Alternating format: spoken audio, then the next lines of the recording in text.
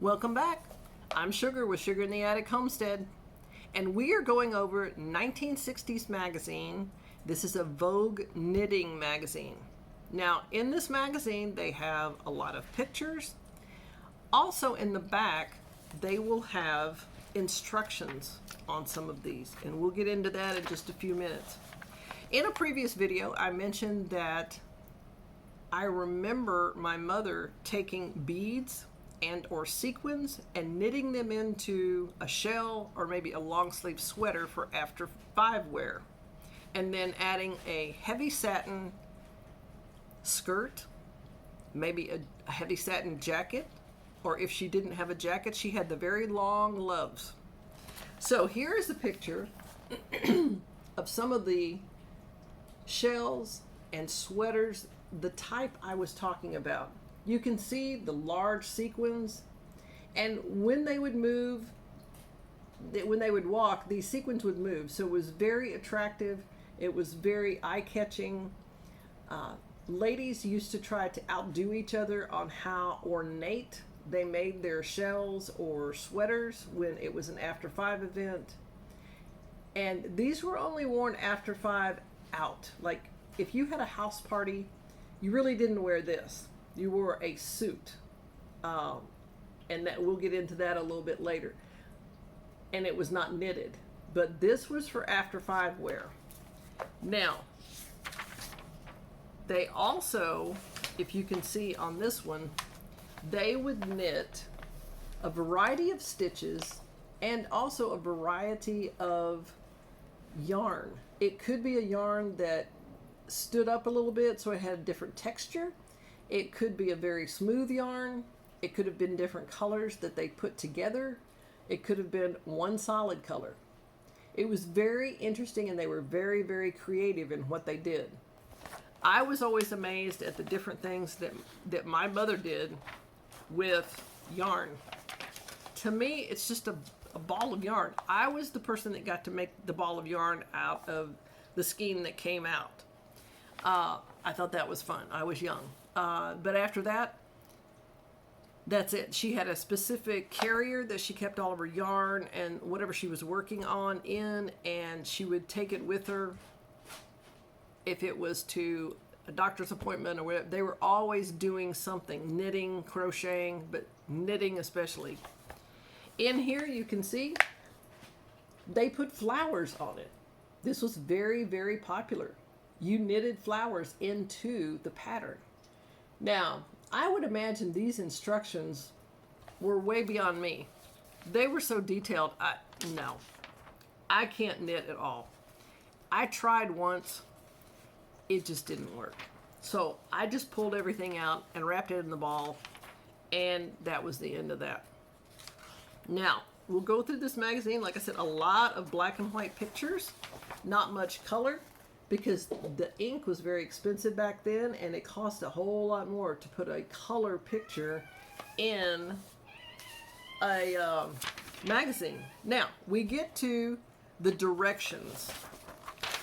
Let's get to the directions page. In the directions page, you're going to have the page number, and that would be the item. It'll tell, like this one says, ribbed raglan cardigan. I'm sorry, I had to pause you for just a moment. Liza was trying to jump on something that's way too high, so I had to persuade her not to do that. Again, this is a ribbed raglan cardigan. It goes through and tells you the different sizes, the directions for certain sizes. Okay? It will tell you the different materials that you need. The gauge of knitting needle. That was always very important. So then it went all the way through the back, the front back, the front right, the front left, whatever it might be. If the front was one piece, it would just say front. If the back was one piece, it would say back. And then, allergies. You would knit the back and the front together. Now, if you had an intricate design and half of the front was one thing and half of the back was something else, then you might have 4 pieces, or you might have 3 pieces. Now, another thing is, this is sequin banded evening skirt and blouse. So all the instructions, so you would go to the yarn store and you would also check what you had first. Let's say the needles. What gauge do you need? Do you have those? And they all knew what they were, and they were also marked. So you would check what you had, and then you would buy all the yarn at once, and you had your project. Now, some ladies would buy multiple projects at once, and it could be confusing or it could be overwhelming, and some didn't finish some of the things they started, but most of them did because they had a purpose. Money was tight, and they wanted to make sure this was their new item in their wardrobe. Well, we're going to go on to the next video in a few minutes, and excuse me, like I said, allergies are really bad. I appreciate you stopping by to visit with me today about the Vogue knitting magazine. And this, you could buy these every month. And most people did not have subscriptions, but you could go to the store and buy them every month.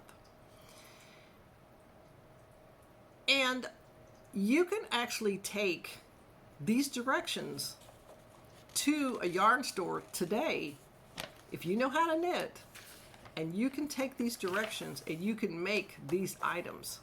Like I said, I don't knit. I don't want to knit.